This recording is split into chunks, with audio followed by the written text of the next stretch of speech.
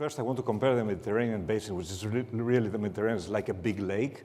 So last week, EYDAP is part of the leading utilities of the world, and I was at the leading utilities of the world meeting in Chicago. Okay. And it was really funny because there are big lakes there, Lake Michigan, and it was so funny because Lake Michigan and the other lakes connected to it, it's about 20% of potable water, of really clean water around the world is at those lakes. And there you have Chicago right on the lake with all this water availability. Now, in the Mediterranean, again, we have like a big lake, the Mediterranean, but the water is not almost ready to be drunk. It's not potable, so you need to desalinate it.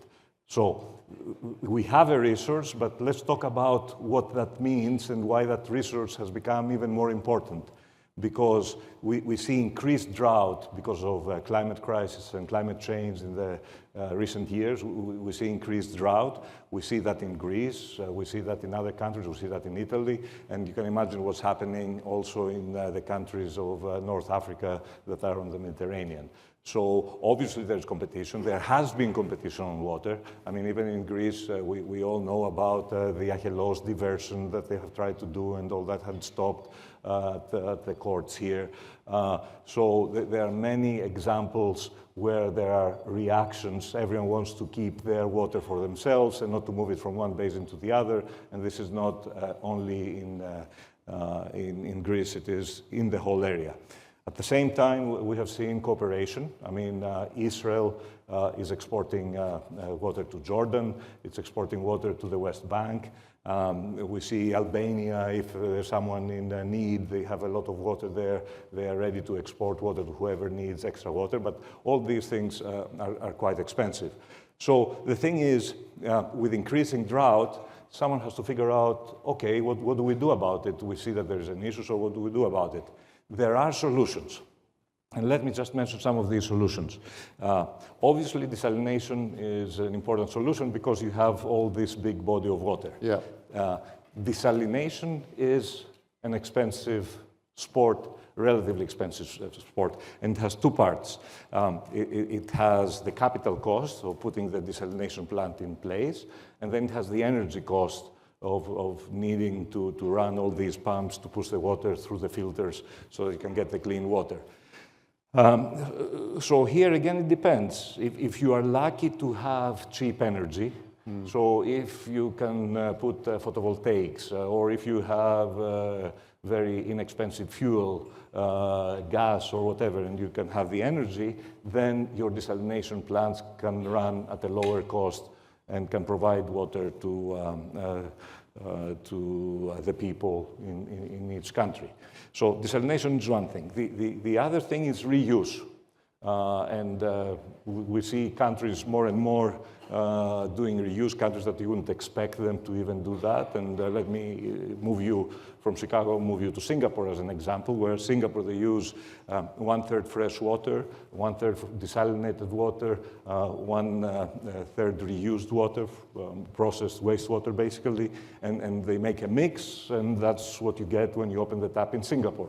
So more and more we see countries and cities looking into that, from Singapore all the way to the Western United States, and I think you'll see more of that even here in the Mediterranean. And EYDAP, the company that I run, is also planning a big project along these lines to use it, not necessarily for potable water, but definitely for recharging the aquifer, for industrial uses, for agriculture, and so on. So that's another solution. Of course, you can't leave out the leaks and the non-revenue water, as we call it, that is inherent in having big networks to distribute water. But then again, even that, to fix that, that is not inexpensive. It's a lot of money to fix that, and you have to use, at our company, for example, we're using a combination of AI, of predictive maintenance, and of other things, a combination of that, to figure out where you put your money, where you put your investment. How much of a difference is that making? So, 10 years ago, you didn't have large language models, you didn't have necessarily big data, pattern recognition and such. Now you have it in spades. How much of a difference is it making? It's just making more efficient and more effective. So you put your money where you need to put the money. Because, for example, if we were to change all the pipes in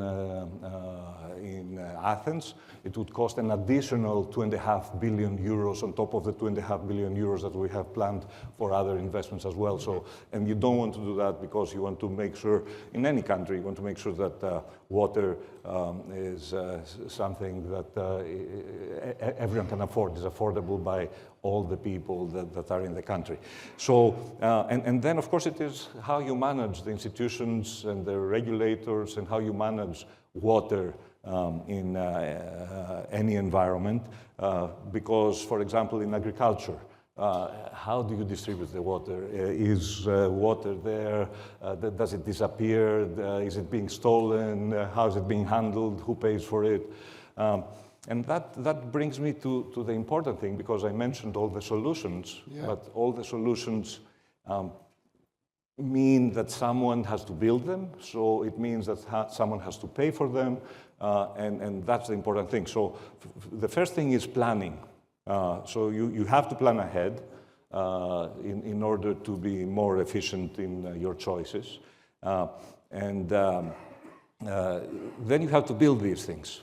So if you build the right things and you can keep the costs down, that's a very important thing. But let's see who are the players, and especially if we're talking, because in Europe, one can say that there's at least one holistic approach. You have the European Union, and actually in the next funding cycle, you'll see a lot of money going into water resilience, and that is very important. But then let's go to the countries, the other countries around the Mediterranean, and to see what is happening there. There are indeed a lot of investments going on, and it is interesting to see how a lot of players move in from different directions.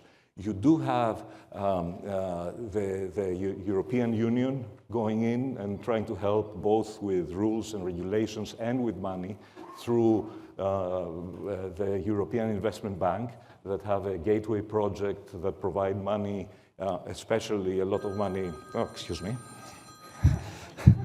Someone's got a leak. Yeah, that's from Brussels, actually. One of the EYDAP people from Brussels. So anyway, so EIB is providing quite a lot of money to help with the water issues in these countries, and that's very important.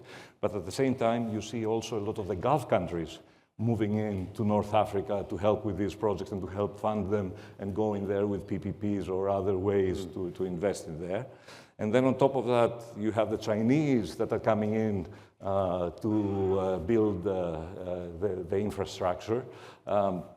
So it's becoming quite interesting. And then you have Israel that is well ahead with the technology, even though I believe that these days the technology, and that's something quite interesting in the water industry, people don't compete, people cooperate. So best practices are available to everyone. So I think then you can get the technology, and then you can implement it, but Israel does have a lead in certain areas. So it is quite interesting to see all these people vying for influence in the Mediterranean. But I think my personal belief is that this is going to lead to cooperation rather than war. Okay, which is that in itself is a very encouraging comment, cooperation rather than war. I certainly know which I prefer. Just very briefly, you've laid out magisterially this picture of the global situation and the Mediterranean situation. Tell us a little bit, very briefly, about EYDAP, how EYDAP fits into this picture of competition, collaboration, and whether Athenians should be worried in the slightest about the supply of their water. We have a plan. Actually, the government is going to announce the details of the plan in the next couple of weeks, but there is a plan, and it's multifaceted, short-term, mid-term, and long-term solutions. And I think we are helping the government with figuring out what the solution is for Athens. And obviously, there are needs beyond Athens.